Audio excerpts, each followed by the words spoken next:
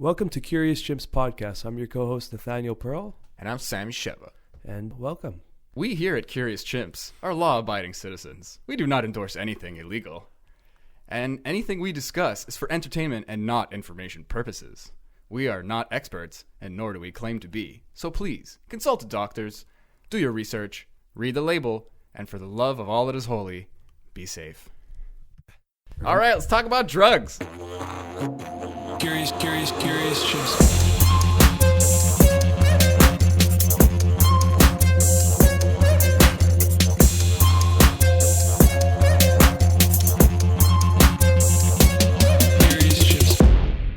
You know what I always found though is you go too low. Like you're like you end up growling and it's like it hurts a different part of your throat. Whereas if you just like it's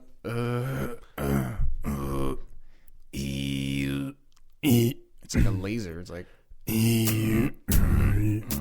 Can't figure it out. Okay, brother. What's Anyway. up? How you doing? droning sounds aside. I'm good. Long I'm time no high see, huh? on weed. Long time no see, yeah. So how are you?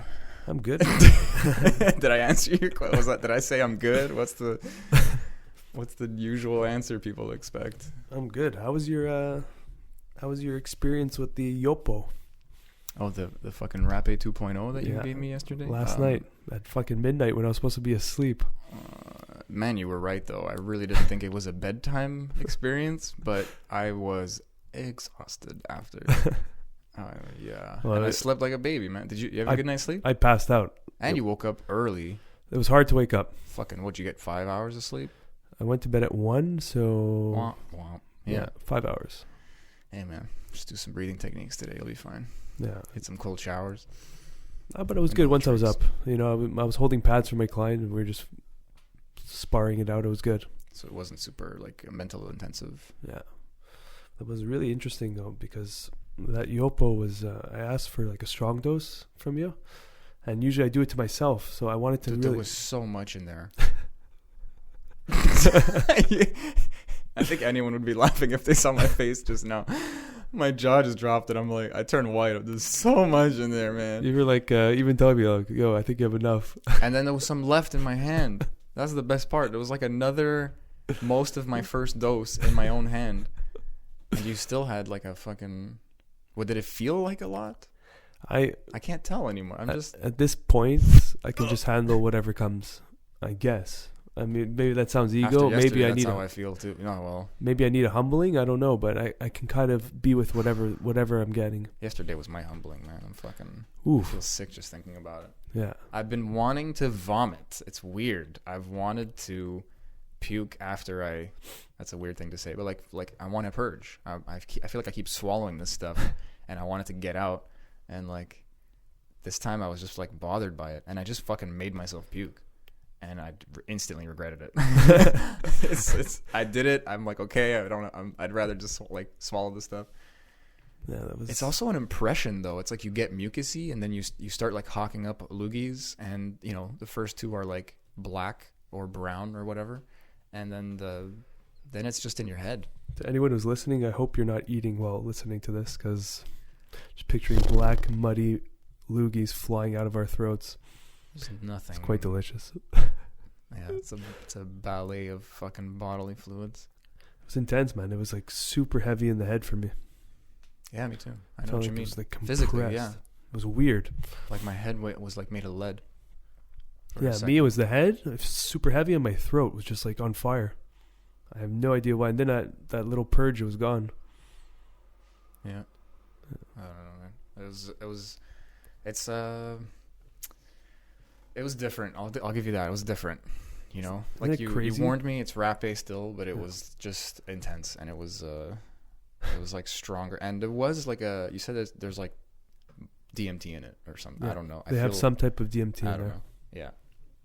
Who the fuck knows? But this definitely was more informative than rapé usually is. It was a lot clearer. Like my whatever that space is when you go into the psychedelic realms was like a little accessible. And I don't know if that, like I said before, I don't know if that's just placebo or not, but like I was just the puking too. I just felt really like physically sick, and I went through a little like bad trip, like we talked about. Like I had a little moment of like, oh, I'm uncomfortable, and then I had a cool realization actually that I could still like act right. It was cool. It's like, why do I have to be shitty now that I feel shitty? Why do I have to put that on other people? I can actually, like, that'll just make me feel worse later. All this happens in like 5 seconds. You know, there's DMT in that rap beat. Like 100%. Isn't it crazy when time gets so distorted during the psychedelic experience? I think it's because so much of what we call time is us like bookmarking stuff with memories and emotions.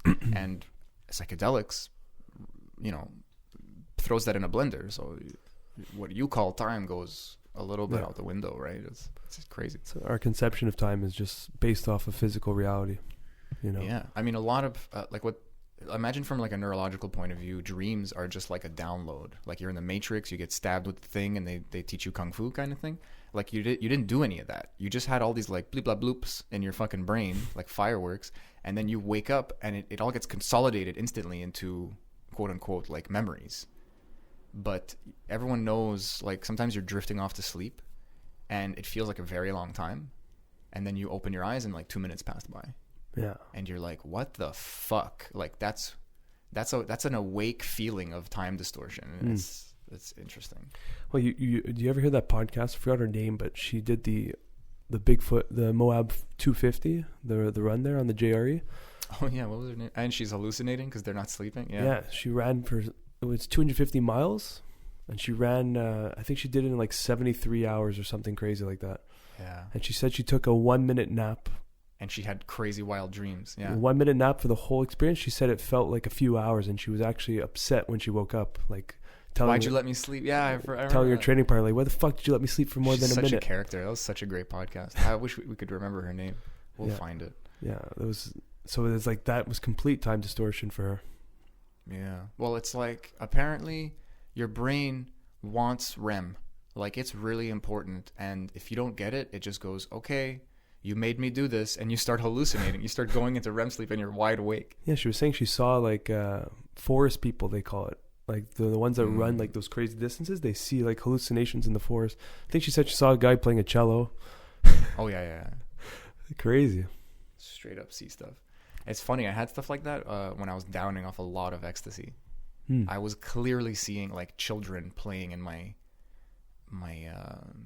driveway, and then I would like walk up to them, and they would still be there. And then I would try to touch them, and it would flat. It turns out it's like my own reflection in like a car, so it's like super distorted and far away. And for some reason, I saw like a child. I saw like a shape, and it even kind of had sounds. I remember one time I was in this like we were renovating, and I had like this trailer where like all the office stuff was like separate from the house. So I was in there, and I don't know if it was just wind or something, but the whole night I'm blasted as fuck, and to the point where like the wood inside the container is like the fake wood, like all the little knots, they're all faces. They're all, as soon as I look away, it's a clear eyes, nose, mouth, it's talking, it's moving, and as soon as I look at it, it vanishes. Yeah. This is weird. I've had that on mushrooms.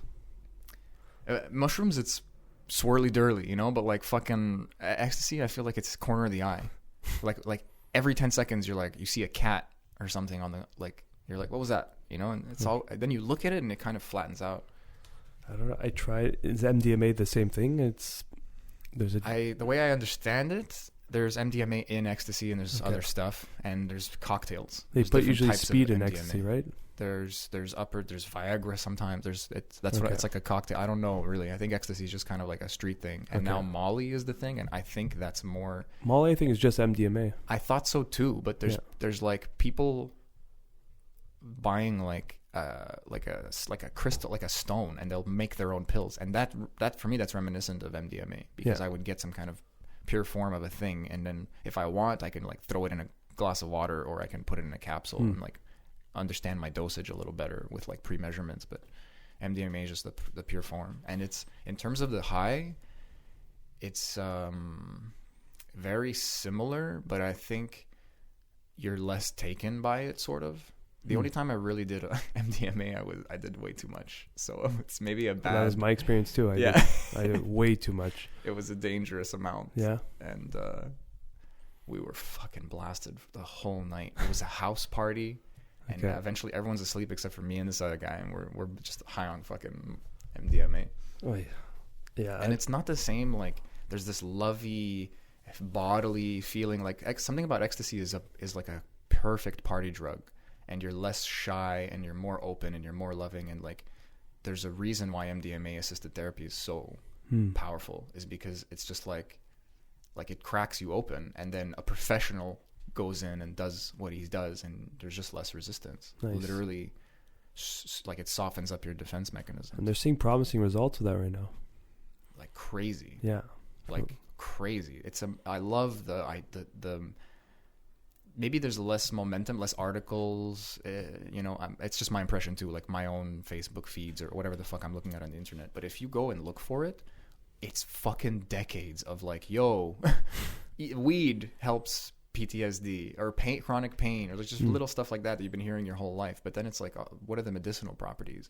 What are the like neuroregenerative effects of psilocybin? What are the detoxifying, or if that word is appropriate? Some people get really pissed, but like, what are the cleansing effects of something like ayahuasca? It's like, I love the assisted therapy idea, because a lot of people are like a lot of cancer treatment is combination of things. Some people have like some sound therapy they're working on where they can destroy it with like vibration, and they're like, this thing is starting to die, but it's not working. And we don't want to hurt the subject, so we could like throw in some chemo at the end, and like, it's going to be so much more of a successful treatment. It's pretty cool. Yeah, I mean, I feel like there's a parallel.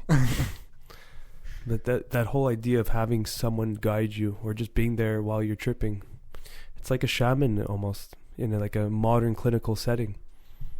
Like these MDMA therapy centers now, it's like they have like a nice little room with a comfortable couch or bed. Yeah. It's being treated medicinally, like by professionals now, and you're seeing incredible results. I was actually looking at MAPS. That's what it stands for? It's a long Multidisciplinary Association for Psychedelic Studies. Beautiful. So they're it took me a second. That's very nice. So they're the leading group right now that's pushing for this agenda to get it clinically. It's being clinically studied right now, but they're really pushing in the States especially. Yeah. And I was reading online how to become an MDMA practitioner, like a facilitator for this. It's like a 2-year program. You become like a. They had all these requirements. It was very organized. It's like, you already need a center. There's like a bunch of requirements that you have to have in place. You can't just be anybody. So it was pretty cool. So I'm like, okay, I can't start this up. And it's cool. They give you an MDMA. They do a whole type of screening, and then there's a lot of talking about integration. And then when you're in the experience, they're just kind of poking at your trauma slowly and getting you to unravel and think about it from that third person type of perspective that most psychedelics offer. And like for PTSD, especially with war vets in the States, it's showing promising results, man. Yeah.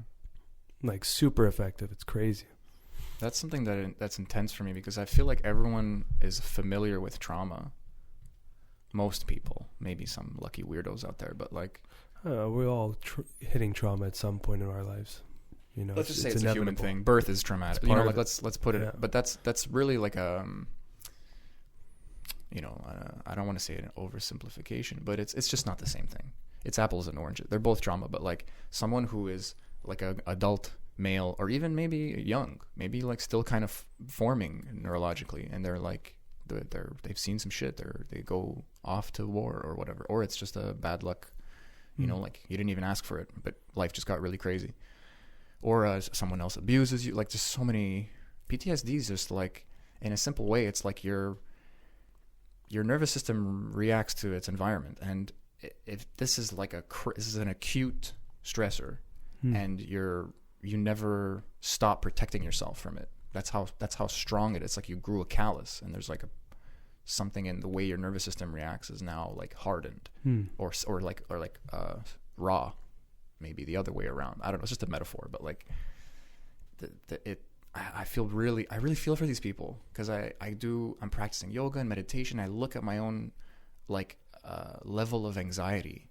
And it's kind of that thing where you don't notice how bad it is until you look at it, and then it seems worse and all that kind of stuff. And I definitely see how it could be better and how it could be worse. And I just imagine like people who they're not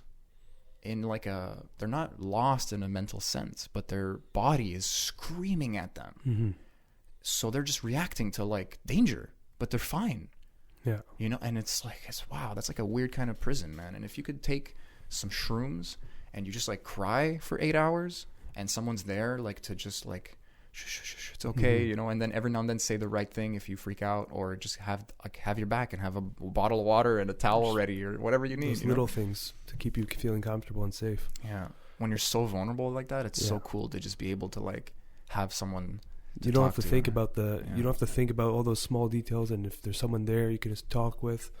It's the whole thing about creating the perfect psychedelic space is having the little details covered. We spoke about this for set and setting, but like when we go for ayahuasca, part of it is just how effortless it is to just trip. You know, we don't have to think about, oh, my napkin, I can throw it in the garbage, or my puke bucket, I have to go empty it. Like you could if you want, if you're able to, but it's not like an obligation. There's people there to help you. And just that is like such a weight off your shoulders if you really think about it. I actually even noticed myself looking for other dangers, you know, because it's like a forested area. Crazy things went through my mind because it's like I said before, it's like fast forwarded a little bit. But there's moments where I'm like going through like stages of grief through like a fear process of like, I don't know, like something just hits the house, you know, or like an animal busts through the window, and we have to deal with that. And we're all like tripping, and like like we're, oh my god, like is this really happening? Like, you know, that scenario it's comedic at this point. Honestly, it's comedic. It's crazy, but I actually just went through that, and it's almost, but that's more ridiculous. You know, it's like, okay, my basic necessities are covered, and that goes a long way. It's like when I brought a buddy down there. He's more than basic necessities. They're there for you, and the guy, they knew like Thai yoga and stuff. Yeah. You know, they could like move my body and like make me feel more comfortable, and I didn't have to do anything anyway. And especially in the breath work, man. Yeah, the breath work. Yeah. I brought a buddy there, and he was in the army. So he's a good example. But the whole experience, he would just go off, leave the temple, and just literally travel through the forest. And we were worried at first, but we realized he's good. And I spoke to him like a few days later. I'm like, where'd you end up going? He's like, oh, I scanned the whole perimeter. I saw all the neighbors. I know exactly where everything is. I went all the trails. That's the way I am. I have to scan everything. He's like, I saw a few deers. I'm like, what the fuck did this guy go? But it's like, that was so cool to hear it like from a completely different tripping perspective, where I couldn't feel safe until he did that, maybe. Yeah, he needed to just check everything out. I just picture like the sun coming up. He's like field stripping an AK or whatever, you know. You just hear like that, and like he already has a base set up. Yeah, that's it.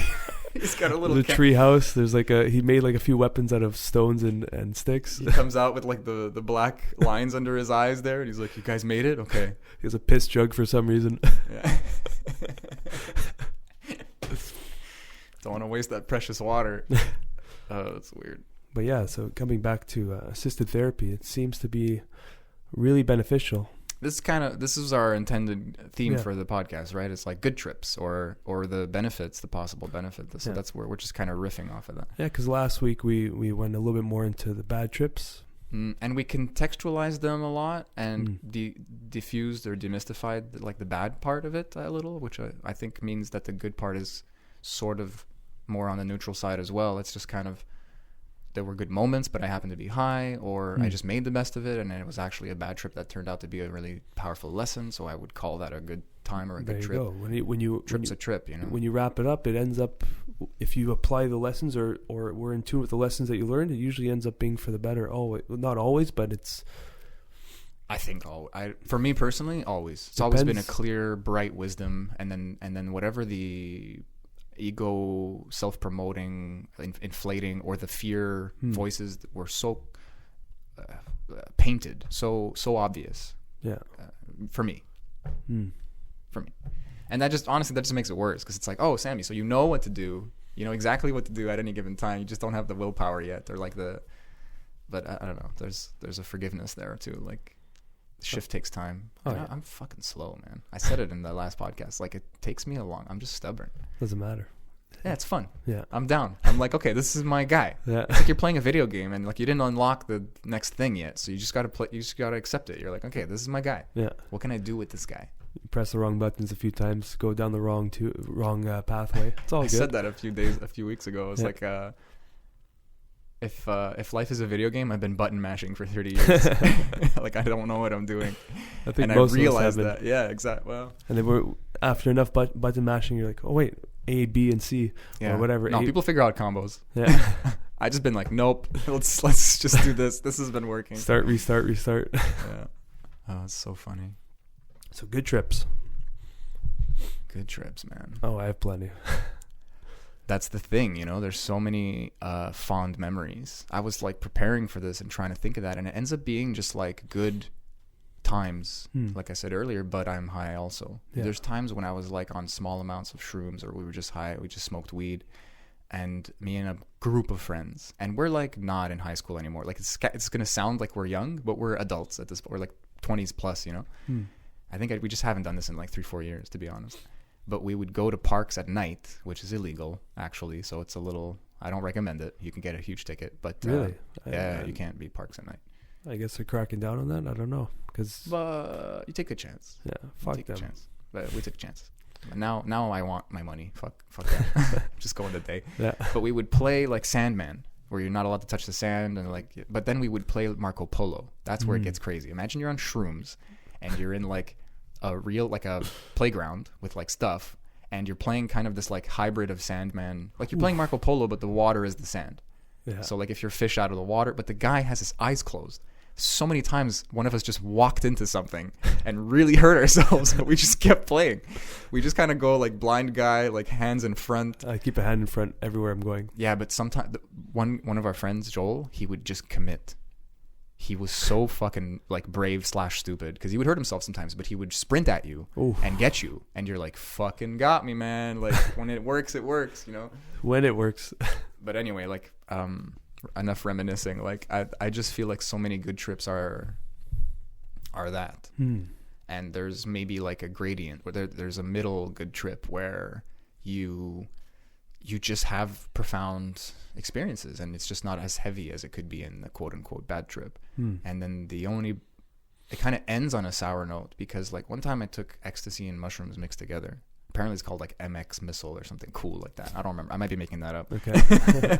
Well, you just started it. Yeah, that's it. You just created an MX missile. But dude, it's a great t-shirt name, by the way. I don't recommend it because I don't know. Yeah, it's a great anything name. Yeah, the MX missile. It's a band. It's fucking perfect. It's a flavor of something. Like I don't care. Yeah, I'll buy it. Take my money. But I had a great time. So I'm not saying run out and do this. Like I just want to be clear, because I don't know what the effects are. Like one time I took an upper and a downer at the same time. When I was really young, I took like some. It's a roller coaster. Yeah, it's bad for your heart. It's really bad. You're literally taking a chemical that's saying chill the fuck out, and another chemical that's saying woohoo. Like let's go, crank it up. So they're just like duking it out, and your body's like. Yeah. Things we can get away with when we're younger, eh? But you don't get away with shit, bro. You just don't feel it like you do now. Like it's true. I eat the wrong thing, I might have like a stomach ache till the end of the day. Well, that's changed, man. I used to be able to eat fucking McDonald's and go to a jiu-jitsu class. Now if I have that, I have to lie in bed, fucking unnotch my belt and just huff and puff. Yeah. Well, I mean, we're talking about good trips and bad trips. Life's just one long trip. Yeah. So that's the part we're at now. We're at that part where it's like, oh, this is real. Yeah. This is a little freaky. And fuck, these are accumulating. Yeah. Anyway, what was I saying? Yeah, so the only sour part of those good trips is the end, because you're like, oh, I got to go back to normal life, sort of. Like, dude, I remember last time we talked about how it's weird to go to the bathroom when you're on shrooms or something. Like your body feels weird. To this date, I can't figure it out. It's fucking weird. I can't. I'm just in there like, what?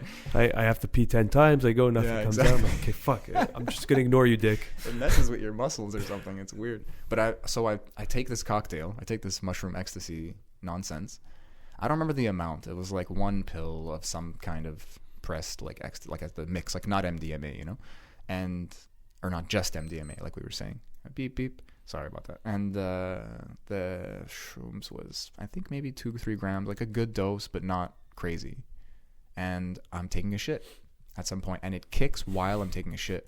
But it kicks the moment, like I lean in and I see a spider on the floor, and it's caught in its own web, which is like poetically crazy. Like, it's like, how you're built to like, and this is actually happening. I'm sure I saw this. This isn't like a hallucination. But still, it's fuck it. Like, I lean in, and I'm like, you can imagine me like I'm sitting on the bowl, and I just like have toilet paper in my hand, and I lean like to the ground. I just like fold in half, and I look at this thing like I'm almost nose to nose with this fucking spider, and it's just like, help me. And I just literally out loud, I go, whoa, like a really, like a free, just like a wow, you know, like that's cool. Holy and then shit. I start laughing because I realize I'm enthralled at like nothing essentially. You know, it's not nothing, but I just have this appreciation. And I just, the rest of the night, I'm like, wow, like everything's so cool and I feel so good. And it's, I mean, you have this hypersensitivity, this hyper like awareness with shrooms, but then you're like this, you know, like full body like vagina because of ecstasy, like, and the universe is a dick, you know, like you're just, I stole that from something. I've heard that somewhere, but it's the mix is powerful. And not educational, like other. It's more just a good time. Nice. But there's something valuable in that too, though. I definitely learned. I was going to say that. I definitely learned. Everything's a mirror. And I think people who take this stuff are just naturally curious or fed up. In some way, you're looking for answers anyway. So it's a perfect system. This reminds me of like talking about mushrooms. One of my, not my first, a few years in, one of my trips, we went up north. And it was like November. It was getting cold out, but we had a cabin that we rented like Airbnb, and I took about 3.5, and we all took about 2 to 3.5 around that range, like a good dose, nothing to knock you off your feet. And you can still be in public, maybe. Yeah, ish. I find with mushrooms though, for me, maybe. Anything over a few grams, I got to kind of just stay a little bit more in my own zone. You might be laughy or starey, or. I just find it like I feel gravity too much. I just start like walking like I'm like a fucking leopard. It. Yeah. A leopard. I'm just like pouncing around, you know. It's just like everything just feels a little bit heavier, and I just feel like the waves that mushroom usually brings on. So we wanted to go outside, but there was no chairs outside, so we took the kitchen chairs and we just camped them in front of the fucking cabin. And we're just staring at the trees, and it was the weirdest thing, man. I don't know how to explain it more than like I was communicating with the tree on like some level, and I was staring at it, and it was like all of a sudden everything started vibrating, and I'm literally looking at this tree, and it was so intense, like I couldn't look away, and it was just like it overtook me, and I was just like, holy fuck, you're alive, you're breathing, I'm breathing, we're both breathing together, we're both staring at each other, we're communicating back and forth. And I don't know how long that was, but it was like such a fucked up experience, man. When I pulled away, I'm like, whoa. Okay, there. I went back inside. I'm like, that was overwhelming. Yeah. But to this date, I still have memories of that, and I'm like, fucking trees. Like I have a different appreciation for them now. There's literally a deep connection because they're inhaling what we're exhaling, and vice versa. And it's just like we're deeply connected. And that mushroom, that little brief moment in that trip was like a great reminder back to like what we already know. We just take for granted kind of thing. So it's like that whole state you're talking about, hyper awareness, was like that moment was like super hyper aware of that tree inhaling my exhale. Yeah. To the point where we were just staring each other down. It was so strange. There's something about trees, man, where it's like it's the doorway of understanding of how we're a part of an ecosystem, because this is literally like the other branch, pun not intended, of evolution, or we kind of came from them. I don't know, but like it's this thing that just made a bunch of oxygen until it was like a problem, like just a ridiculous amount of oxygen on Earth. And then stuff was like, I guess we'll breathe this. And then the stuff that is awesome breathes out what the plants breathe in. Like it's this slow coevolution until like that's what I'm saying is like the tree is like our connection to that. Yeah. You know, like everything that makes a tree alive, suddenly we care about because the tree makes us alive, and vice versa in a way. It's a 50-50 relationship. Yeah, and I laughed while you were talking because it made me think. There's a friend of mine. He was telling me once. This was like 10 years ago. It's such a random memory. It was like more than a decade. No, maybe a decade ago. But he's like, he's talking to me about how he's on the bus and there's like a guy in front of him. He's sitting down and the guy's standing, and he suddenly realizes that like if the guy wasn't wearing pants, this guy's dick would be right in his face. You know, and he suddenly realizes that's like just always the case. And it's like there's a freak out moment. There's like you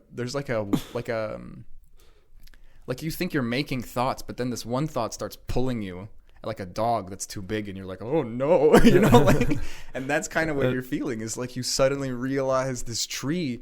I mean, the one tree becomes the focal point, but the overwhelming experience is that, oh my God, like this tree was aware before I was aware it was aware. Yeah. Like this thing's been looking at me, and so like there's something kind of creepy about it, but like, or just cool about it. Everything, all of the above. Yeah. Creepy, And then it's cool, all and trees, all plants. There is a consciousness there. There's a reaction. There's it's very much alive. In some odd way, it knows you're there, and it's alive.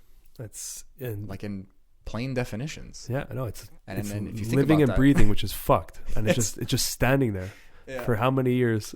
That's crazy. But then it has like a Wi-Fi network connected to all the other trees with the roots underground. It's like literally natural internet. It's an upside down brain. Trees are literally not us. They're just like some weird. Like the brain is the earth, and the trees are like the neurons that are coming out of the earth. Jesus. That's how I just pictured it. You know how I picture it, and this is kind of weird and cynical, but you know that weird spore that like kills ants, and like that infects their brain, and they climb up to the top of a tree, and then the spore like grows too much and pops out of their head into this crazy long thing, and then more spores come out from the top, like it's a higher place, so the spores go further. Holy shit. Yeah. Okay. And like all these ants realize that it's happening, and they like take the ant away, but like some of them get infected, they like sacrifice them, so it's a cool thing. But I feel like trees are just like that also. Like a lot of life is that. Like maybe with us it's a little more elegant, but we're like murdering all of existence just to eat. Like that's like a thing. It's not a problem. It's like, it's just a fact. Yeah. So I just see a tree as like a large version of that, and we just don't care as much because it's just the earth that's getting like ripped open instead of like an ant's brain head. It's true. You know, like, holy fuck. Wow. Yeah. And that's, you know, it's like we veered off there. That's okay. Like I said at the top of this podcast, I'm a little high, guys. I am high on the cannabis right now. But like that moment was just really fucking crazy. And that was like, that whole trip was awesome. It was really good. But that brief moment is like that was about 9 years ago, and it still carries on till this day. Remembering that vibrational feeling of just staring at the tree, it was so odd. So odd. I kind of know what you mean too. It's fun that like there's like a dreamscape that's like consistent to psychedelics. So like I don't totally know what your experience was, but you're like, yeah, so I was talking to this tree, right? And I'm like, go on. You know, it's like speaking of trips, I get it. Speaking of talking to things, this is anecdotal from a friend of a friend. He told me his friend was remember the show Freaky Stories? That was an excellent show. To a friend of mine. Okay, I'm just continue. So his friend took mushrooms and was having a full-on conversation. Remember, we're talking about the fun and good trips. Yeah. Not necessarily educational. So he was having a full-on conversation with his friend's dog's ass. So he's talking to the asshole. Wow. But the comedic timing on that, you just got me. Okay. I am listening. This is what I heard. I don't know the guy personally. Talk about your friend listening to his friend's dog's ass. And they're having a full-on conversation. And the dog's ass, apparently the lips, the cheeks were opening up and closing like lips. And he was having a full-on conversation. What was he on? Mushrooms. Wow. Like probably like 4 plus. Something like that. And he was just having a conversation. And apparently they were going through some deep shit. Pun intended. Pun intended, that's fine. Shout out to Arj Barker and his old random internet cartoon called Arj and Poopy, where it's a cat that talks to him through farts. It's comedy gold. Well, probably out there somewhere. Maybe on YouTube, I hope. So you could have experiences like that on these substances where it's just completely stupid but hilarious, and then you take from that, it was a good fucking time. And kind of blessed that you get those kind of experiences where you don't have to go down the meat grinder every single time. I just had this thought that, yeah, but like, what if it's because it's a social experience? So you're having this kind of like limited psychedelic experience. Like my friend's telling me about an acid trip, and in retrospect, it might even be a different memory because he's just focusing on funnier stuff. He's like, man, this guy needed my wallet. I took my wallet out. It was a fish. And then my friend, I passed the fish to my friend, and he just turns to dust, and I start screaming. And it turns out he was behind me. And he's like, what's wrong? And like, it's just a funny story, you know? I didn't make up any of that. A friend told me all of that play by play. Yeah. Wallets of fish. Yeah, and his friend fucking gets like Thanos snapped in front of him. Oh yeah. Yeah. Oof. Yeah, and but he's like, what? And the guy's like, I'm behind you. That's not me. What are you looking at? Anyway. Yeah, drugs are interesting.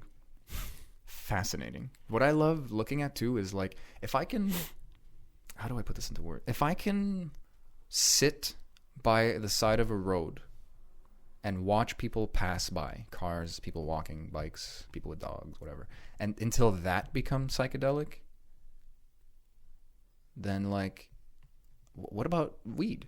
What about coffee? Different strains of weed? What about different breathing techniques? Like, there's something I just want to explore, and it's like me, the thing of me that doesn't change, observing the different things that I can do with the parts of me that do change. That's actually, that's it. This concise, weird, and that's a neutral scientific endeavor. It's neither good nor bad. I guess I have good intentions. I want to learn and be better and like have an easier time and not yell at people or whatever, whatever your improvement goals are. That's interesting to me. It brings me back to out of all my tripping experience, and there's quite a bit, the best, most profound, most fun I ever had was LSD with my two buddies. And all the ayahuasca I did, all the mushrooms and DMT or whatever, this LSD was one of the crazy. I think I mentioned the story too, and it's worthy for the podcast to hear it because it's quite crazy and like beautiful and so simple. Is we all took a half tab each, so it's not even a big dose, but it's like pharma grade LSD. It's a really good source. You said farm, and like my farm. Brain freaked out. Farm raised LSD. Farm raised LSD. They're grass fed. Yeah. So we took half tab each, and we were gonna go to like this music concert. I had no idea who was playing. My friend told me he was good.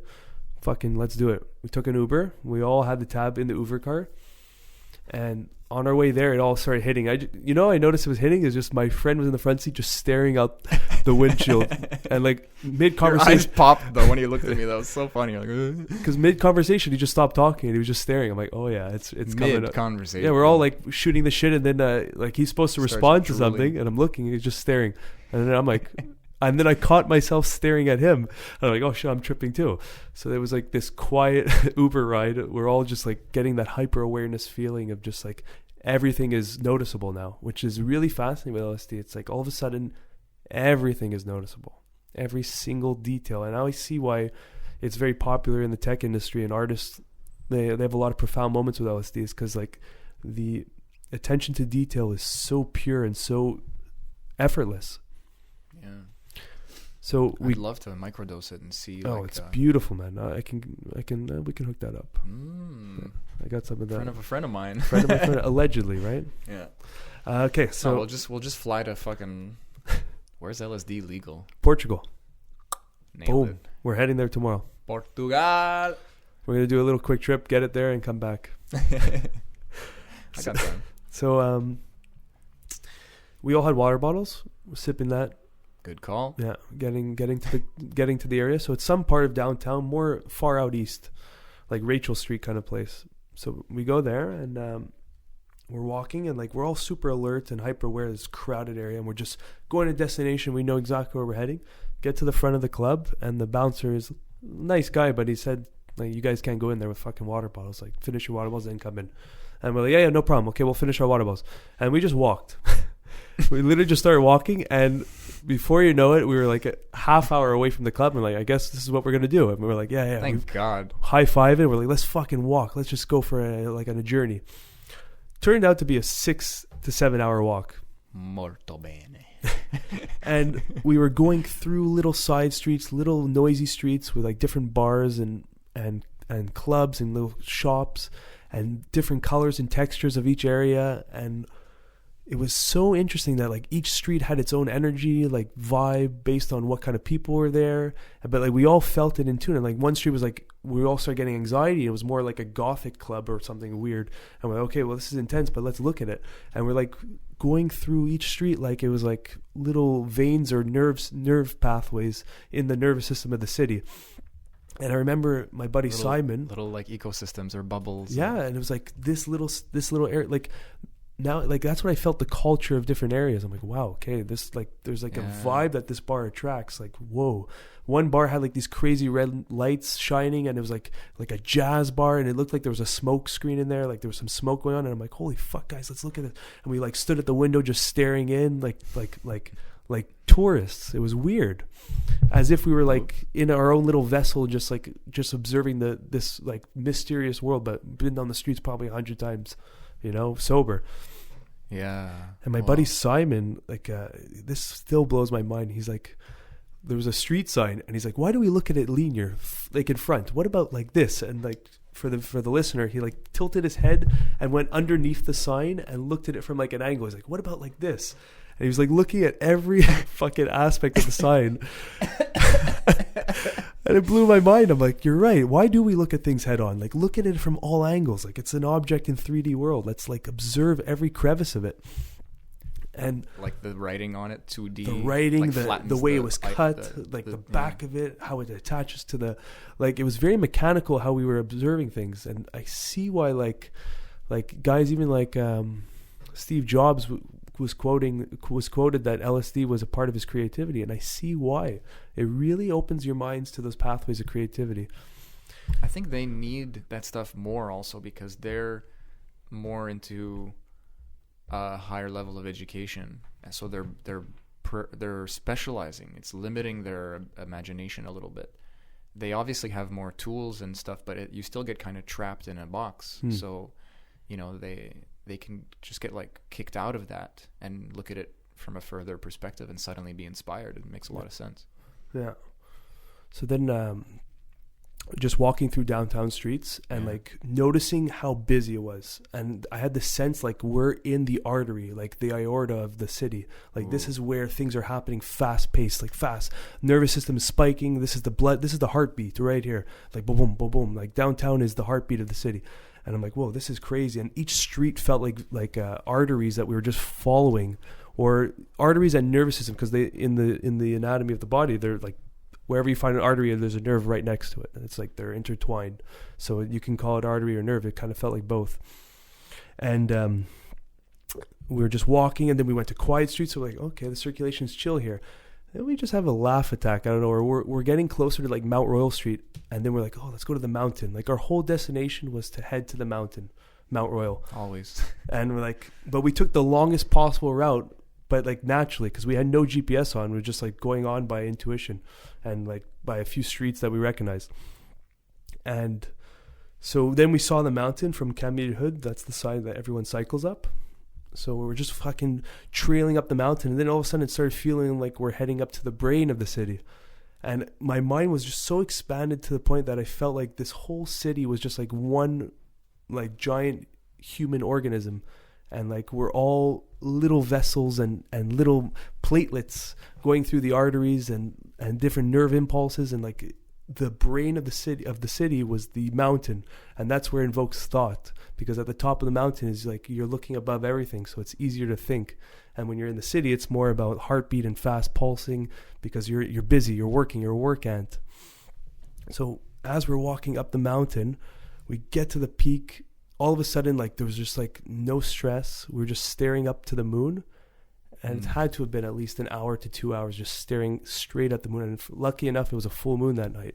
And we were just watching. And this is where it always comes back to profound moments in the psychedelic experience. Whether you're playing a video game or whatever, there's always little nuggets of information that just show up.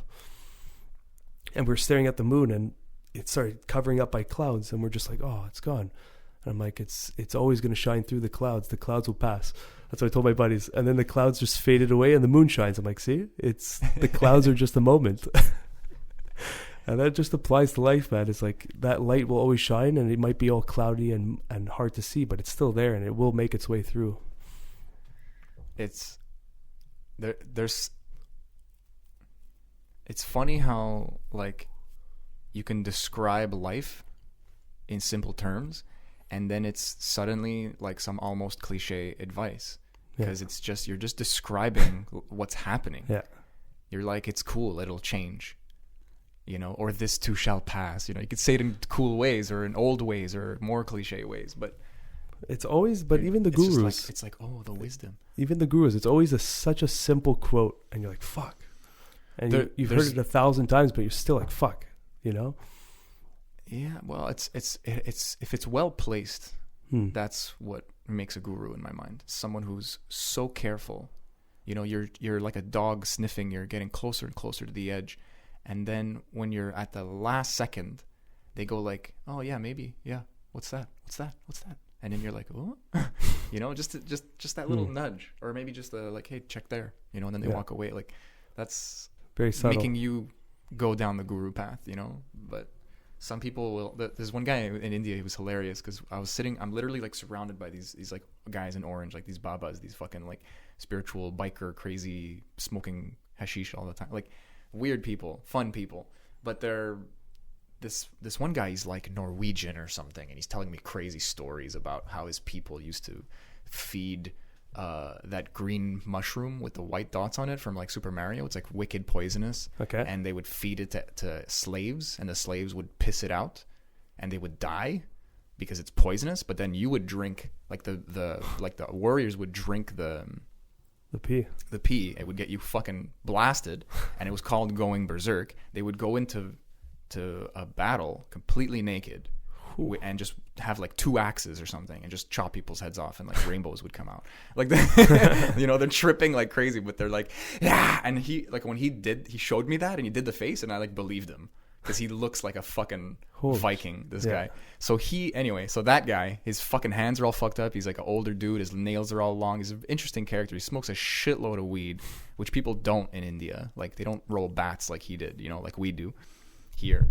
And he didn't take shit for a second. So these babas, they're talking and shit, and one of them, he's like always kind of being like the advice guy, and he says like, oh, sometimes, and then something, and the guy just catches that pattern and just looks at him and goes like, sometimes, you know, sometimes this, sometimes that, sometimes the moon comes up, and sometimes the sun goes down, and like he just like cracked down on him. And I mean, the guy was like not a good sport about it either, so it was really like a moment. It was this awkward, like, oh shit, like he you know, this guy's claiming, or at least dressing the part, you know, to be this kind of like spiritual person.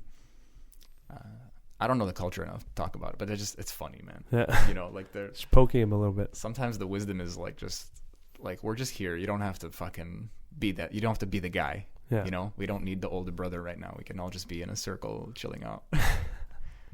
But yeah, that's true. Anyway, just a random thought. I'm full of random thoughts today. I see that. It's the drugs, man. You got to cut me off. You got to be like, Sammy. But yeah, we'll conclude that LSD trip, and then so we're staring at the moon for a bunch of time, and by that time, there's more. Fuck. Well, it's not much more than that, but it's like the whole essence of this trip was literally just a 6-7 hour walk around our city. Yeah, that was trippy. And like, I wanted to ask how it was new to you. How did it feel or look? But then you ended up describing it anyway. It's like you felt like a cell that became aware. Yeah. And you were suddenly like in tune with the body of the city, the mind of the city. And just made our way to the brain. It was like literally feeding oxygen. Like if we're looking at ourselves like a red blood cell, we went all the way to the brain to give it oxygen. It was the weirdest thing, man. It was just like, my body was expanded into the city, and I'm like traveling through arteries, getting to the nervous system, to the central nervous system, the brain of the city. And it's cool. Yeah. And just, it all came down to staring at the moon. And then after that, we started sobering up. It was like 4 or 5 a.m. at that point. And we just walked all the way back to his car, which was like way into NDG. So we did like a full loop around from east to west. And you guys must have been like so peaceful. You just stared at the moon for hours. Like, it was incredible. We still talk about that trip. It was like we went from anxiety because it was a little bit stressful being in the pulse of the city, the busy streets, to like liberation up in the mountains, back to a little bit more anxiety, to sweat from climbing up the mountain. Like, was there an initial anxiety because of the transition into like the effect of the chemical? Did you guys kind of go through that a little bit? Like, no, it was kind of, we had like a system where it was all 3 of us. So no matter what, you're good because we're all kind of in it. And that's the important part of doing it with like-minded people. Like I did start to freak out a little bit, which is funny because even with my experience, but then I looked at my friend and he was freaking out too. And then we looked at each other, just started cracking up, and we were just howling. Like, people must have thought we were madmen. Like, we were fucking howling down the street. Like, I couldn't stop laughing. My mouth was wide open, and I'm just walking, and there's no sound coming out. Yeah, legit crazy person. Fucking cracking up and, like, holding my belly like a purge almost, just screaming laughter. And then all three of us just started fucking dying, walking and laughing. Yeah. And it went on for, like, 5 to 10 minutes of just, like, hysterically. People, like, at that point, we didn't even care what people thought. It was just like, okay, we're 3 idiots. Well, let's embrace this moment. Dude, you probably added 10 years to your life with that laugh session. Oh, that's man. Amazing. And I had one, what was it? Yeah. No, it was pretty just external, that experience. There wasn't much introspection that I'm used to.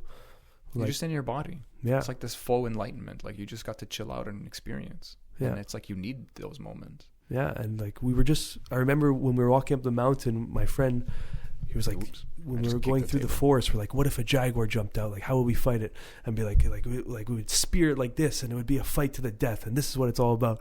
And then we come back to the village with the corpse. We were talking about like in native times, and be like, we went through this whole storyline, and like you came back with the skull and like the spear and the meat. And then everyone looked at you as like, he who killed the cat. And then that's how you were remembered. It was like, Simon, he who killed the cat. That's fantastic. I'd be like, that's how you become the leader. You would go on these walkabouts and just fucking, if you come back alive, you're now a man in the tribe. He's got like the tailbones as a necklace or something. Yeah, which is crazy because he's not even the leader. He's just like a cool guy. He who killed the cat. Yeah. That still stuck with us, that quote. It was the funniest thing, man. It was fucking dying. Perfect. It was really interesting, man. And just like what we got out of it was just the hyper alertness and awareness to everything. Like every fucking heard a sound, we looked. If you smelled something, you looked. If you felt the breeze, you knew exactly where it was coming from. It really felt like we were connecting back to like that primitive primal state of just hyper awareness for survival. You know, like you see that in animals. Like dogs kind of lose it because of comfort, but there's moments. Cats, yeah. Cats got it, man. They're zen and their eyes are slowly closing. They sleep 16 hours a day. You make a sound, they just and they stare, yeah. And then they're just like, is it safe? It's safe. And they won't even move their head. They just start closing their eyes again. Cats are amazing. Yeah. But they're essentially they're just tiny lions. That's what the literature says. Yeah. They'll murder your face like any old lion, or maybe a lion will play with you, like a small cat will. But you know, they're not surviving in the wild. They're probably one of the first to go. Well, I don't know. What about that? You always see that article about that tiny cat, like in Australia somewhere. It was like the most successful hunter. It just kills like birds, but it's like a tiny ass cat. But it's a wild cat. It looks so like mean, but like not mean, like tough. Oh shit! It's got a bird in its mouth and it's just got those eyes like fuck yeah. I'm gonna feed my kids tonight. It's adorable and vicious. Damn. Anyway, cats. You know what's funny is you're talking about like the right people, but there's a few times I can think of when I just kind of like did a little leap of faith thing with people I wasn't sure about. Maybe just out of social awkwardness. Just like I'm not gonna be like, I don't know who the fuck is this guy. I don't want to do drugs with him. And I end up becoming better friends with them. I have like a couple examples. Like you just kind of pull the cord, and then you guys go through something, and most people are good. Most people are just in a good place enough to be like, oh, we just both had like a vulnerable experience and we're cool now. Maybe you really don't mesh with someone, but like chances are you're already kind of friends with them if you're taking drugs with them. But that's true. One time I took salvia. Me and my friend were watching another friend's place, and I think we had both taken it already, so that wasn't like the stress part of it. But the crazy thing is like I'm like a Boy Scout kind of guy, just to feel a little safe. I want to be like, okay, like I'll take it first, then on the second puff, hold it for me in case I drop it. Like I'm taking all these steps, and he's like, yeah. And then I'm like, I do my puffs, I'm getting fucking high. He starts taking his own puffs, and I'm like, no, you know, like you need to be sober while I'm going, and I just can't. Oh, like, you're gone. Yeah, but like that's the last thing I see before like I fall backwards into the in between frames of the fucking moment, you know. You a Harry Potter fan? No, I didn't read the books. You watch the movies? Yeah. You know, I forgot what it was called, but like when they travel from one destination to the other, they grab onto something and it's like a crazy brutal teleport. Oh yeah, they just to the next location, and like one guy even gets hurt once. Yeah, if you fuck up, you can lose an arm or something crazy. Yeah, he gets like shredded. That's how I describe salvia. Yeah, a little bit. It's well, but there's a breakthrough that I had. So there is this kind of like warping, crazy tunnel. There's oh yeah, that's the aggressive, intro. violent. When you get out of that, you're in that salvia world, which is different for me, it's time. very profound. It's different every time. Yeah. That was a pretty neutral trip. There's one time I had. Were you gonna get into a trip? Because I don't want to interrupt I'll get into after. Yeah. All right. I have so many salvia trips. No, I don't have many like crazy ones like this one. This was one of my first ones, and maybe my first. I don't remember, but everything vanished. Like I literally pop into existence as I don't know, like some 2-dimensional thing, and I was familiar with Carl Sagan talking about Flatland and the book. But I hadn't seen the movie yet or anything like that, and it's an interesting concept. Go check out Flatland. Genius. I love it all. When the apple lands into the 2D world. The Carl Sagan speech. The video on YouTube is great. It's incredible. It's a short, about 7 sweet, minutes. But the movie's cool. The movie's cool too because you told me about this movie. I never watched it. It's interesting. It's good. Anyway, I could talk about that forever, but just go check it out. We'll talk about it after if you want. But like I'm literally. I'm just suddenly this thing that's in like a completely other like modality of existence. Like the way I perceive my reality dimensionally, it's like I'm literally a 2D being. I'm some kind of 2D thing, and what I comprehend, all the memories, like I'm just this person. I'm like living this thing. It's like I forgot his name, but it's like some guy dreams of a butterfly. I think I talked about it already too. It's like this was so real to me. And so suddenly like full of detail that me coming back to this reality, I'm like, who's dreaming who? Like really, it's that convincing, you know, like it's kind of these archetypal story pieces, but I was being chased by some kind of authority. It's almost like me popping back into this reality was like a transgression. I was doing something wrong, and it had to do with my consciousness sort of. And I was with some kind of like counterpart, some kind of like love interest or something, and we were running away from the authorities together, and I was very stressed out. It was a really real thing. I felt like I was in danger, but it was like the whole time it's like this weird 2D existence, and then like as I get back into my body, I'm like it's a trip just coming back and being like, oh my god, and it starts fading, it starts becoming dreamy, but also visually I'm seeing. It's like I touched one brain, like one sheath of 2D existence, and then like an infinity amount of them kind of all line up to create the 3D. Whoa! And I'm seeing it like split into these like lines, like this barcode like existence. What just made that sound? Anyway, so that was cool, and it wasn't good or bad. If anything, I remember just like. So you and this person were running from authority in that experience? Yeah. Whoa. It's hard to describe, but the takeaway is like, is the butterfly dreaming the guy, or is the guy dreaming the butterfly? Because at this point, it's anybody's guess. And I remember coming back and being so giddy from that like experience, that realization, that I was just like opening and closing doors. I was just kind of freaking out about like 3D existence. And like the after effect visuals and stuff, and that's a trip, man. It was really something. I really feel like I can't even put it into words. Like I never can though. Yeah, it's unfortunate, but it's just kind of in plain text. It's the best sometimes. Just be like, this is what I experienced, and then you have to put as much emotional energy into it because I've been in the salvia world and psychedelic world, like kind of visualize what you're talking about. I mean, more than just at the surface level. It's pretty interesting, and. A lot of people know what I'm talking about, like the splitting, like the in between, it's like the machinery behind time and space. It looks gets like gears visible. almost. Yeah, it's just like reality is like, it's like moving like gears. And you lose your identity a little bit, so like you're still there, but then like there's this feeling of movement or like physical touching, and something's passing through you, or like it gets weird, and then like you're you, but you're also the gears, but you're also the in between the gears. You're also the guys moving the gears because there's dudes there.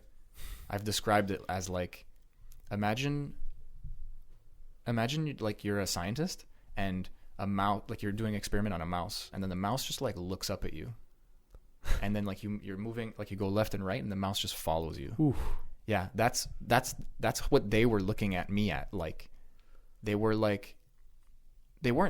threatened because I'm a mouse, but they were like, "What are you doing? How are you doing that?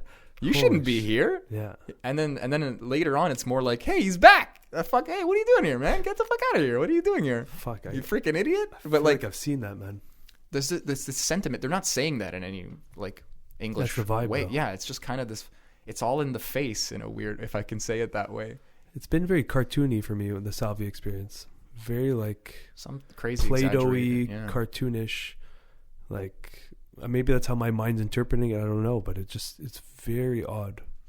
Almost want to try it tonight. No thanks. I might dive in tonight to see what I see. Because it's been a long time since I touched salvia. Don't do it alone. I have many times. Don't. No. It's better not to. You're a bad influence on our listeners. Yeah. Yeah. Listen, don't take any advice from me in the following statements. Also, none of this is real. Yeah. We're both This is all in Portugal. completely sober and celibate monks. But Castrados, actually. castrado. Yeah. What's a castrado? We got our nutsacks ripped off so that we could sing really I don't know well. about you, bro. I'm good. Is that a thing? I think that's a thing. Aren't they like Munichs or something? Maybe it's for a different reason, though. I feel like castrato is like for the point of preserving a high-pitched voice. Hell of a singer. I really could be just making this up. I don't trust my brain. That's the downside of all of my drug experiences. I'm just like, maybe that's a thing I remember. Maybe I'm completely making it up. That's not drugs. That's my ego. That's me just being confident in my mistakes. Just like, yup, that. Yeah. I'm trying to think of a salvia trip that I had that was insane. Because I've had a few. Flip through the old Rolodex, bud. Yeah, let's look through the old pages. I had one. Oh no, this actually relates to your butterfly story. The analogy of the butterfly or who's dreaming who, and it wasn't actually even a psychedelic experience. It was a dream I had, but like shook me to my core a little bit. Some good dreams sometimes. Yeah, it's really, when I woke up from it, I was really like, what the fuck? Which one is which? And it was so simple. I was in a classroom, and I was my younger self, maybe like grade 9 or not even, like grade 5, grade 6. And I'm staring out the window and looking at, like, it's a summer day, and I'm looking out the window in classroom. I'm just staring out the window, and I was having this full-on dream of, like, I forgot what it was. It was like a crazy adventure and everything. And then everyone's like, yo, Nate, and they're just trying to wake me up out of it. I'm just like, it's a daydream. My eyes were wide open. And then, like, I remember the teacher hit the table with the book. I was like, Nathaniel, and snapped. And I looked at her, and then I woke up. And I'm like, whoa, okay, what the fuck just happened? I was not me anymore. I wasn't, but that whole dream of there's dreaming. A jet lag. Like, it's like your brain boots up, and you're like, oh, I'm Nate. Yeah. Shit. Oh, I'm in class. Oh, I was in class. Oh, yeah. Okay. Yeah, and the whole dream of me being in class, dreaming about something else. It was like intertwined with that. Like maybe I was dreaming about me. Like so the dream. So it's a dream in a dream. Yes. Okay. Because I wasn't actually in a class. My dream was I was in the class dreaming. That's more common than you think, but you're not practicing lucid dreaming, so that's pretty weird. Like your brain starts realizing that you're becoming aware that you're dreaming, and it starts doing this thing called a false awakening, where you think you woke up. So you have scenarios where you're getting out of a dream and you're literally still dreaming. Okay. Like you get woken up and that boot up of a brain happens, but you're still in a dream. It could be a completely different. That's basically lucid dreaming, right? Is when you can make yourself aware in that state.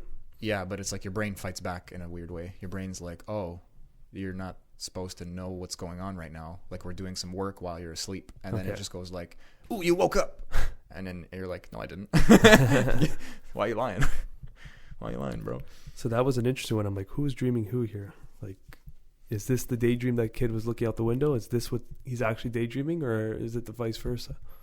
It's funny because to know that would be to have like a continuity of your experiences, which we kind of do but it's like, memories are not really easy to trust. And that's how you get into lucid dreaming, is you start understanding like a quality of waking life that is like, I know where I was this morning. I know what we did. I know exactly what led to me getting here. And if I get into the habit of doing that, that's cool for other reasons, like neurologically and maybe even psychologically, like just reviewing your story. But like, you can't do that in a dream. So if it becomes a habit, one day you're going to be doing it and you're like, how did I get to this restaurant or whatever?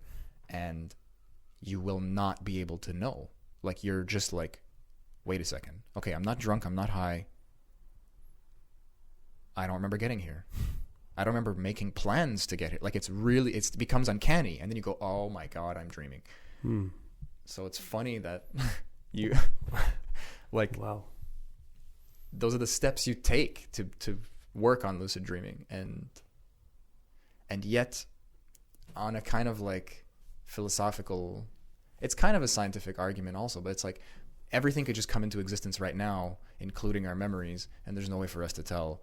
It's a non-conversation. Just like, maybe. Yeah, that's, I don't know. It's a trip, man.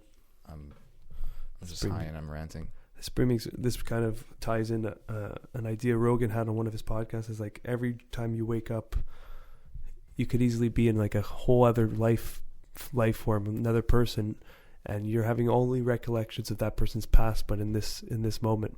And then when you go to sleep, you wake up, you can be a whole other person, and all your memories are just from this person. But you don't, because if you go back in your timeline, like what you did 2 weeks ago, you have no fucking clue. You can look on paper, oh, I went to a movie apparently, but you have no recollection of what actually happened in those 2 weeks. Yeah, not in any real detail. No, unless you're like a psycho memory person. Oof, that's a scary person. They're out there. Yeah. And good for them, man. We need some weirdos. Yeah, remembering everything. Spice up the salad a little bit. I don't know. It's funny to think also, like, you and I have more in common than I do with myself when I was younger, because me and you are like sharing the same, like, we're in the same age group. We're growing up in the same country. We're literally in the same room right now. Like, if you think of our biology, the things we're exposed to, mentally, like the books we read, like, I have so much more in common with you than I do with myself even a year ago. That's a trip. Yeah, I'd probably beat up my 17-year-old self. We'd all fucking slap young. What you doing? Sammy. What are you doing? Come on, come here. Let me tell you something. Like, shave that goatee, you piece of shit. Dude, whatever hairstyle you do, it fits. You have like some nice normal fucking prep hair right now, it's okay. If you let it get all curly and you let it get wild and you have to tie it back, it looks cool. You just got a Tarzan thing going on. Your facial hair, like, you have a gift, bro. It grow. You could shave it all and you look normal. I go through weird stages, man. It's either grow it or cut it. I mean, it's long or short. I've had my hair long twice. You should grow it long again, man. I can't. Fuck amazing. Off. Bring back the wisdom. That. The hair has wisdom, man. I'm telling you. I still tilt my head when I close the window in a car, because it used to get caught in the window. Ooh. I still tilt my head. There's no fucking hair anymore. Anyway, I remember in jiu-jitsu, man. This guy, I was rolling with a guy named Mohammed, and he was 250 pounds, 240, like 6 foot monster, 6'2" maybe, and he's in half guard, and he puts his knee down, and I had long hair at the time, and half of it got caught under his fucking knee, and I did like a shrimp to try to hip escape, and when I twisted my body towards him, I ripped a nice portion of hair out of my head, and I just looked down, I'm like, oh. And you know, like those Western movies where it's always like a standoff, and then you just see that like fucking that piece of hay or something just jump by the whole screen, and then the fight starts. You literally saw that just passing us. There's just like this chunk of hair getting blown with the air conditioning. And he just looks up like, sorry, bro. You're like, they didn't say a word. It just kept going. My head hurt for 3 weeks after that. Just like this, like it felt like a sunburn, like a big sunburn in that one spot. I don't know how much came out, but it was not fun, man. It sounds like you crowbarred it out. Whoa. You know, like the way you twist it, like just the way the leverage was perfect leverage for that. You ever see popped that? It like a soda can. We're gonna go graphic here, but there's a video. Oh. Worse than that? Oh man, this is the worst thing I've ever seen. Don't even tell me. I don't want to. All right, sorry guys, tune it out if you don't want to hear this. I don't want to fucking hear it. Too bad, brother. I'll try to find it for you too. On Instagram, there's a page I follow. I think they're called Medical Talks or Med Talks. Oh God. They got like a few million followers, and they just post like crazy surgical situations and surgeries and stuff. and they posted this video. What time? I've got 15 minutes left. 15. And you want to talk about gross things? Oh, you gotta go dirty sometimes. I'm wasting my fucking. So this person was came I'm into ready. the ER Oh god. and got her hair stuck in like this, like she was in a factory and this like machine. I don't know what it's like a grind or something. Got her hair stuck. It pulled all her hair out, but it didn't just pull her hair out. It ripped her whole scalp from above the ears all the way to the occiput behind the head. Just ripped the scalp off. Every little spot that a hair follicle got torn out. And she just went to they rushed her in emergency, but she had no scalp. It was just skull exposed to the sky. It was one of the hardest things I've ever seen. And then they showed the surgery, like post-surgery, like all the staples around. And she had a full head of hair, but now she's have a crazy circle fucking scar across the whole skull. How did they fix that shit? No clue, man. But, whoa. Science. It doesn't even rip the hair out. It ripped the skin off. Yeah. Ooh, that's a tough day at work. I'm experiencing the pain she went through, and I'm not having a good time.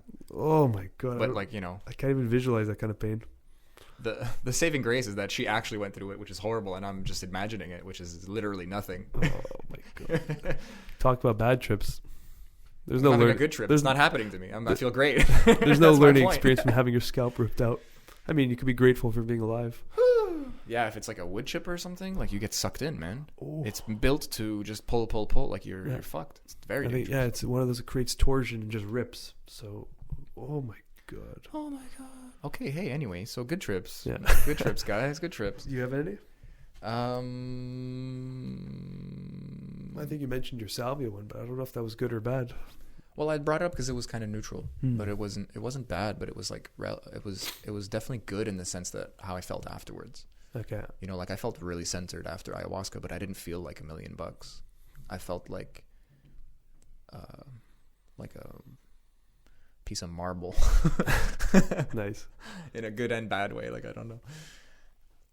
Good trips. I don't know. Like, what other stuff? You know, I talked about Special K, and that was like a party vibe too. I really think it's the set and setting entirely, just the idea of coming in and being like, okay, I'm gonna be with friends, I'm gonna have a good time, let's just relax. And then the just relax is like not even a question. You just take the drug, and then you guys are like, everyone's bros suddenly. Everyone's just like in it together, and Nice.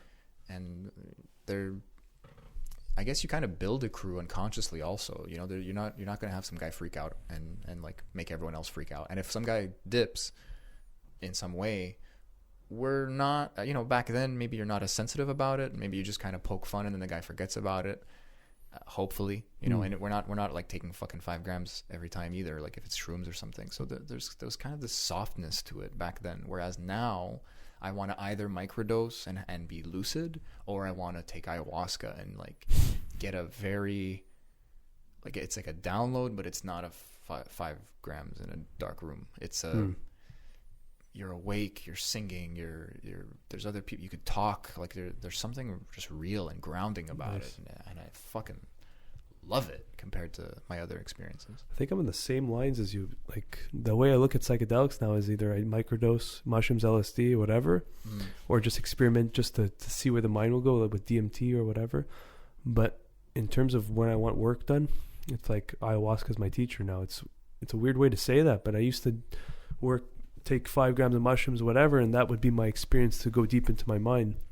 And I kind of found my inner peace, let's say, through ayahuasca. And like if ever I need to go in those realms, it's like that's my experience now. I don't need to go back to, I don't need to find, I guess because I have the option now, you know, which is really valuable. It's like now I can actually go and do ayahuasca, whereas before I would just do mushrooms because to get to ayahuasca I thought I had to fly to Peru or fucking. It's like finding out, what's a good example, a good like comparison? It's like soap. It's like finding out about soap. Like imagine you taking a bath and you're just rinsing all the time, and then one day someone's like, yo, try this, and it's like it's still the shower or the bath or whatever, but there's just this like the efficacy is like fucking tenfold. Yeah. So how do you turn your back on that? You know, like you just you're investing your time better. You're learning a better modality. You're going to express that too, consciously or unconsciously. I just pointed at you when I said consciously, and I pointed at me when I said unconsciously, because you're like on that road, man. You know, like you're going to serve, you know, like you're going to serve in any way that word means. I see it coming. It feels that way. I'd be fucking fun. It'd be an honor, man, one day to have my own type of ceremony where I'm leading it. Not even leading it. I wouldn't even use that term. Just maybe leading's the perfect word. It's like there's just someone like a conductor. There's so much that he's not doing. You know, you don't need to be like overly humble about it. But there is like a troubadour, like a guy in the front who's like, hey, like this, tick tick tick tick tick tick tick tick, you know, like, and you're like, oh, okay. Even serving rapid to people now, it's like I'm getting glimpses of that, and there's like a level of confidence and presence that I feel like it's above me now, that when I'm doing like a rapid ceremony with someone. I think, I mean, you're like massage therapy, just even teaching in general, you know, like with martial arts, all of these things have that quality. So it's not a surprise that you put yourself aside and you're a channel for the information, and you're looking at what the person is getting out of the experience. And that's kind of what I saw in awesome. Yeah.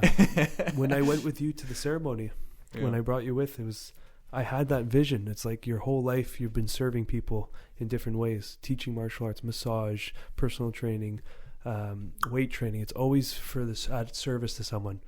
And it's like, this is who you are. This is how you find your way. It's just serving people. I think it's who we all are. You know, like the expression, like every job is customer service, you know, like in some way, in some form. That's life. Like we are our brother's keeper in a sense, you know. Like I would say majority of people. There is some that are completely on their own. No, what I mean is that's why we're here. Like there's some real schizoid people who just do better alone, and they're still doing something cool for the world, maybe, or they can, at least, is my point. You know, like you will directly touch a human being and help their muscles or something. Yeah. Whereas I might talk to someone, it's a different thing. I have something I can bring. You have something you can bring. You know, like that. I find that really cool. It's all contributing to the tribe. Yeah, and it's fun to level it out in a sense. Obviously, if you're a doctor, you put way more work into your education. Like things are not one for one parallels, but like I don't know, like someone who can just like pave a road. You know, it's incredibly helpful, and it's not necessarily like a super fancy job. No. Someone who can, someone who paints, you know, like that painting that your mom made that I saw today, that blew my mind because it reminded me in great detail of a recurring dream that I had when I was younger, which is weird, but also because it was a nice painting. Yeah. And it didn't need to be like some professional crazy thing. It's something that I saw the work involved. I could tell what it was in a sense. Like that person just brought something to me. Nice. And I'm going to bring something to someone else. It's this crazy daisy chain of like, we're all just doing stuff for each other. Sometimes unconsciously, but it's always benefiting the group. Mostly unconsciously, which is why a lot of times we're hurting each other. I actually read an article recently. Matt McConaughey, was the actor there? Matthew McConaughey. Yeah, I think he's a full-time teacher now at some university. Pretty fucking cool, man. All right. That's like pretty fucking awesome, man. For the students, imagine you're like, "Excuse me, Mr. McConaughey." All right. And he's like, "Yeah, sir. What's up?" All right, guys, settle down. All right. He has to probably say joke. It. They make him say it. Yeah. Probably fucking hating his job right now. That's it. Or they all come in and do like the from fucking from Wolf of Wall Street there, where he's banging his chest. How long before those jokes start to fade out, or they never do? No, because he's getting a new group every year. He's a smart guy. He embraces it. They calm down. They learn. New group next year. They start again. And it's just like, there's like a good week where he's like, "Fucking get this out of the system." Yeah, that's funny. Okay, we got like 5 minutes. So, brother. So I think what I learned from this conversation is that good trips are a little more like ethereal or like ephemeral. What's the word? Like they're kind of more temporary in the mind. They're a little slippery because it's like nothing went wrong, And then I can think of this time, like I had my after prom and I was on ecstasy and I was talking to a really good friend of mine. She's a German exchange student. I don't get to see her a lot, like in my life, you know. And I'm just lying down next to a fire, and it looks like the stars are dancing because it's like the sparks from the fire. But I'm high as fuck, so I'm having like a great time. And that's just a random memory, but like I needed an hour and a half conversation to pull it out, you know. Like these are just things that make me, and I don't really remember all of them, and I can and should go and look back on them fondly, especially with all the new contexts I have, and see like the amazingness of it all, you know. But it's the simple small things like that, like that's like a small detail, but it's like thinking back on how beautiful it was for you at that moment. Yeah, you know, it makes me think of in the show Futurama. There's like a character that is essentially like, that's God, that claims he's God, and he has a line where he says, if you do things right, people won't be sure you did anything at all. And maybe that's what I'm trying to get at, is like we're biologically wired to focus on the negative, but both of those things create us. Whatever, all of our experiences kind of inform who we are now. So the things that did a lot of good for me didn't interrupt me, didn't scar me, didn't, like, you know, they just kind of, it was just a little more, the wind continued and my sail was full, and I just didn't even notice. When the wind stops, suddenly it's a problem, and my consciousness clicks on and goes, oh, we gotta do stuff, I gotta move the sail, or we gotta start rowing, or, you know, like I hate to skip to the end of the conversation, but we do only have like a minute or two left. We're alluding to gratitude. That's what it comes down to. It's like humans are morons. We're built this way. It's no problem. Forgive. And when it's a good trip, you're grateful for that good trip. You're like, fuck, okay. Like I didn't have to go in the meat grinder. I was like, for how long? Yeah. You might just forget. Yeah. And you didn't have to go in the meat grinder. And then the next one is just a fucking punch in the face and the nuts. Yeah. A meat grinder to the nuts. Oof. Yeah. It's like you're dipping it in and just watching it twist off. That one. Teabag into the meat grinder, just. And you wanted to do it, you fucking retard. You signed up for it. I always hear one like, you fucking idiot. Every trip I take, I just hear. I think it's just me, or like a side of me. It all is, in a sense, right? Yeah. And it's just like, you wanted this, you know. I think it's informed from Terrence McKenna when he said like his first heroic doses. Yeah. He describes this like in the flesh, like he sees a woman like bend down and look at him and talk to him, and goes like, "Is this shit strong enough for you now, motherfucker?" Oof. Like just like you asked for this, and like there's something kind of tongue in cheek and like playful, but like not like a parent, but like the parent that throws you into the lake, the parent that's like, and laughs about it. Yeah. You're freaking out. You're genuinely not having a great time, but they're like, he's going to be okay. Yeah. I've done a lot of life. You're not going to die. You'll be fine. Yeah. There's some wise thing just goes, it just has pleasure in your pain because lighten up, you know, like that's cool too, is channeling that. I think that's important for the future mind travelers that are listening and want to dive into these substances and maybe are embarking on a heroic dose. The one mantra you can always keep on is that you fucking signed up for this. If you can keep that going on in your mind, it's like a reminder. Because in the moment you'll be fucking, oh my God. You wanted this, sort of, like not in a punishing way, but no, but you wanted this. Like accepting what you're in for. A derivative of that is just a understanding, like we've talked about also, like, oh yeah, I took a drug.